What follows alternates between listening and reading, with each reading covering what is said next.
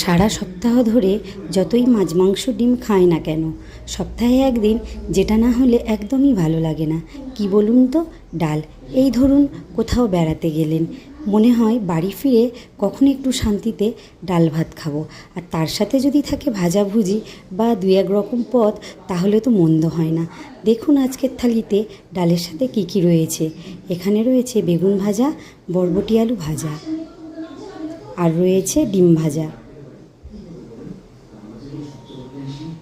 দিয়ে দিলাম ডাল। এই ডালটা বানিয়েছি 5 ফোড়ন, পেঁয়াজ আর কাঁচা লঙ্কা দিয়ে।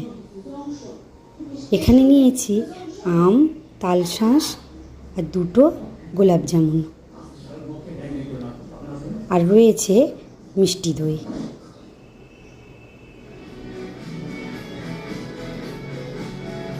পাঁপড় ভাজাও দিয়ে দিলাম। এবার দিয়ে দেবো মাছ ভাজা। ব্যাস, কেমন লাগলো থালিটা? যদি থালিটা ভালো লাগে তাহলে লাইক, কমেন্ট, শেয়ার এবং চ্যানেলটা সাবস্ক্রাইব করে দেবেন।